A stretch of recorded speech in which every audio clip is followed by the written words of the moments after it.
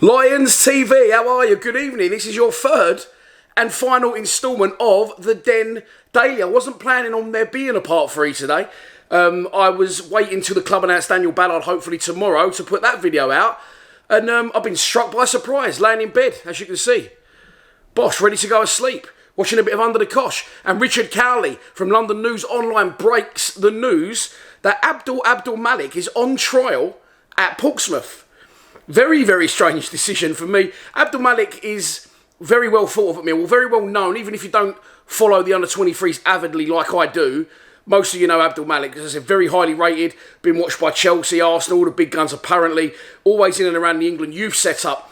And his scholarship's come to an end. He's been offered a 1-year contract by the club. I assume they usually offer scholars 1-year professional contracts to start off with and see how they go. So Abdulmalik's been offered that. Of course, I think it was last week in the news we saw Swansea have come in. And if Swansea want to buy him, they offered Millwall a ludicrous offer. I can't remember the exact word. It was too big for me, too intelligent for my liking. But they've been offered... they offered something for Abdulmalik, which was derogatory, basically, to Millwall.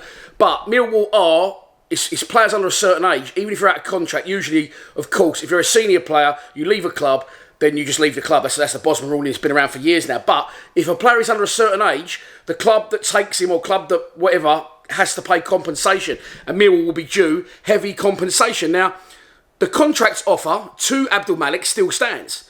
And we haven't heard anything else about the Swansea gig. But now, he's on trial today at Portsmouth. So I can only assume that he would be willing to drop to League One on the promise of first-team football. I don't know. I also assume that he's not ruling out coming back to Millwall. Now, I don't know that as fact, so don't quote me on that one. But he is technically a free agent. He hasn't said yes or no to the Millwall contract so far as we know. And if he joins Pompey, he will be, he'll be a Pompey player. And they'll have to pay compensation for Abdulmalik's services. It's a very strange one. It's a very strange choice of club for me. It interests me, this one. I'm going to be honest. I was going to say this if he did leave the club. I don't think he's that good, all right, if I'm going to be honest. And I'm not just saying that because he might believe in, because I do want him to stay, because he's definitely got potential. He is very quick. He is very aggressive on the ball.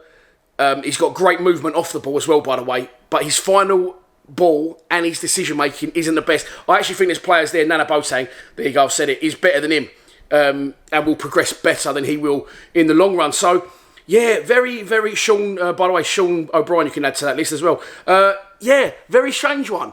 I can only think he's gone down there on the promise of, look, come down, have a little trial, and if you're any good, we'll get you straight in the first team. That's the only reason I think Abdulmalik would possibly drop down to League One. But yeah, strange one. As I said, I'll let you know how it develops. I'm in bed now, going to go to bed with my little fluffy cushions. I'll be back tomorrow for hopefully another Den Daily confirming finally Daniel Ballard had his medical today. So assuming that's all good, we'll get that one over the line tomorrow. And of course, a preview for the big one. Saturday night, Rome, Ukraine. It is coming home. But for now, that's your last episode of the Den Daily. Please subscribe to Lions TV. I'll see you tomorrow. Come on, you Lions.